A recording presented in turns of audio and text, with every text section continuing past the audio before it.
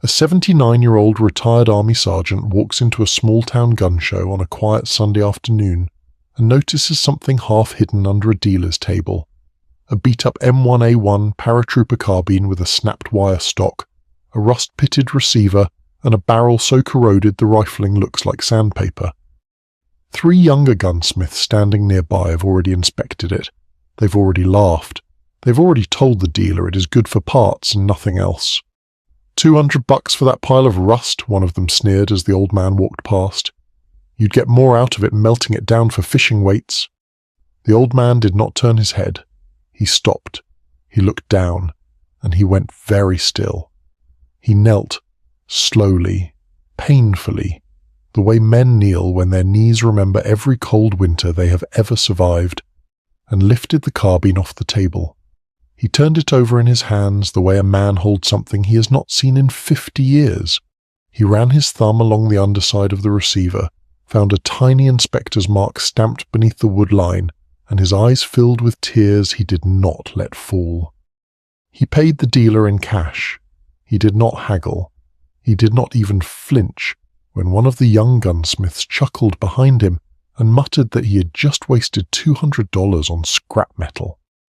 If you believe that a rifle which jumped into Normandy still deserves to be called a rifle, not junk, not parts, not scrap, type the word honor in the comments right now before this story goes any further, because what this old soldier did over the next 7 days is going to remind you why we do not throw away the things that fought for us. The old veteran's name was Walter Hayes. He had served 26 years in the United States Army, retiring as a master sergeant in 1991. Most of his neighbors in the small Pennsylvania town where he lived knew him as the quiet old man who walked his beagle every morning at 6 and tipped his cap to anyone who passed him on the sidewalk. They knew his wife had died 4 years ago. They knew he kept a small American flag in his front window that he replaced every Memorial Day.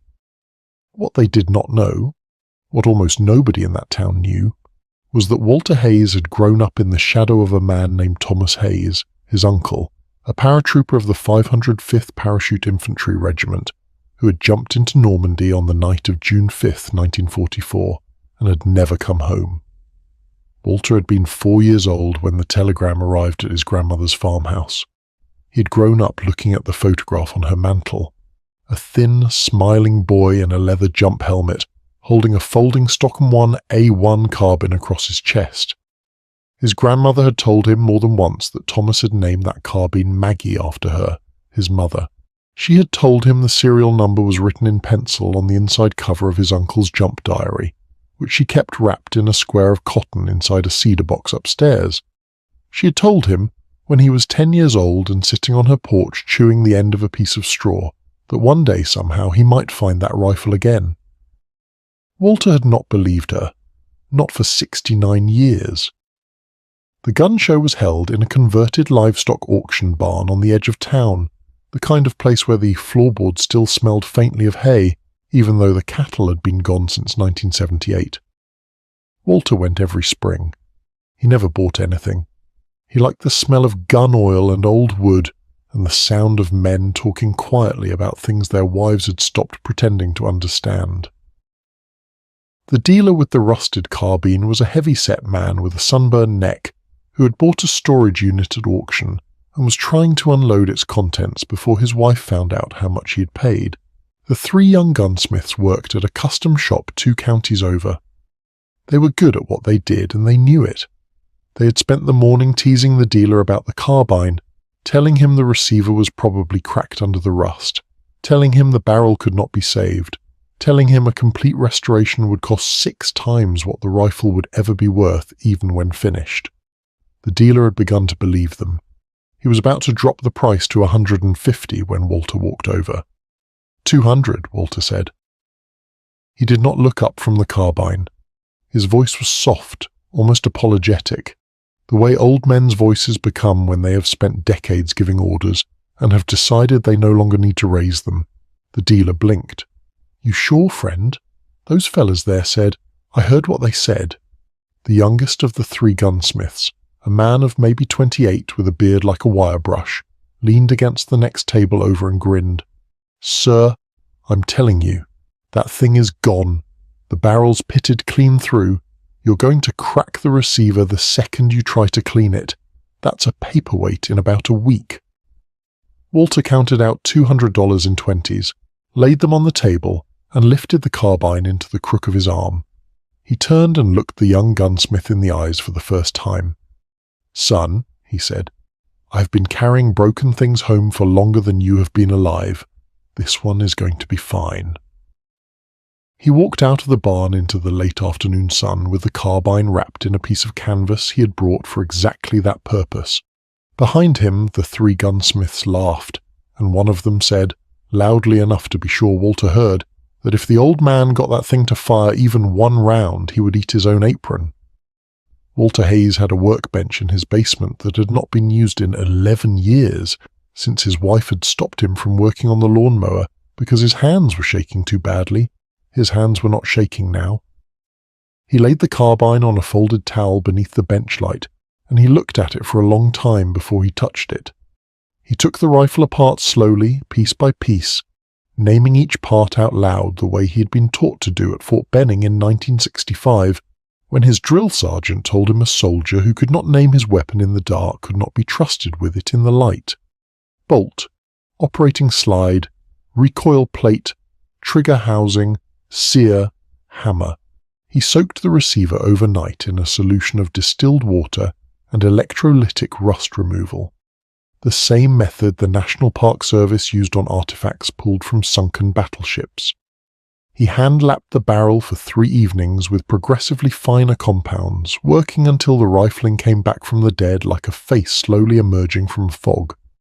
He soldered the snapped wire stock back together with a silver alloy he had to drive 40 miles to buy.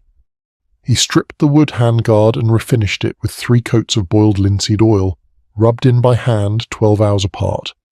And on the 4th night, when the receiver was clean enough to read, he held it under a magnifying lamp and he found the serial number. He went upstairs. He climbed the 2nd flight to the attic. He opened the cedar box his grandmother had left him in 1979, and which he had not opened since the day of her funeral. He took out the cotton-wrapped diary. He turned to the inside cover. He compared the number written there in his uncle's careful pencil hand to the number stamped on the receiver in his own. They matched. Walter Hayes sat down on the attic floor in the dark and wept for the first time since his wife had died. 7 days after the gun show, Walter walked into the custom gun shop 2 counties over with the carbine in a soft leather case slung over his shoulder. The 3 gunsmiths were behind the counter. The youngest one, the one with the wire-brush beard, looked up and his grin started to form before he recognized who had walked in. The grin faded. Walter set the case on the counter and unzipped it. He lifted the carbine out and laid it on the glass. The wire stock was straight. The receiver was clean and lightly oiled. The wood was the color of dark honey. The barrel, when the youngest gunsmith leaned forward to look down it, was bright. He cycled the action. The bolt slid home with a sound none of them had ever heard before from a rifle that had been left to rot for 60 years. The shop went quiet. The oldest of the 3 gunsmiths, a man in his 40s who had said almost nothing at the show, picked the carbine up with both hands and looked at Walter the way a man looks at someone he has badly misjudged. "Sir," he said, "how did you—" "Look under the receiver," Walter said, "where the wood meets the metal. There is an inspector's mark there. Tell me what it says." The young gunsmith with the beard turned the rifle over. He held it under the bench lamp. He squinted. "It says IPB and a number, 441. He looked up. "What does that mean?" Walter's voice was very quiet. "IPB stands for Irwin Peterson Battery in Grand Rapids, Michigan. That stamp means this rifle was inspected on the 41st day of production in the spring of 1944. There were less than 140 M1A1 carbines that came out of that line that month. Most of them went to the 82nd Airborne. They were issued at Camp Quorn in England in May of 1944 to the men of the 505th Parachute Infantry Regiment who jumped into France on the night of June 5th. The shop had gone so quiet that Walter could hear the hum of the fluorescent light over the counter. "This one," he said, and he laid his hand flat on the receiver, was issued to a 19-year-old private named Thomas Hayes. He carried it strapped across his chest in a padded jump bag. He came down through anti-aircraft fire over a town called Sainte-Mère-Église at about 1:15 in the morning. He landed in an apple orchard about a mile from his drop zone alone, and he held a crossroads with this rifle and a bag of grenades for 9 hours, until elements of his company linked up with him at sunrise. He was killed 2 days later, on June 8th, by mortar fire near the village of Neuville-au-Plain. The rifle was recovered by a sergeant in his platoon and turned in. After the war it was sold as surplus. It changed hands at least 4 times that I've been able to trace. The last owner died in 2019 and his children sold his collection to a storage unit, which was auctioned and bought by the man who sold it to me last Sunday for $200. Walter looked up. His eyes were dry now.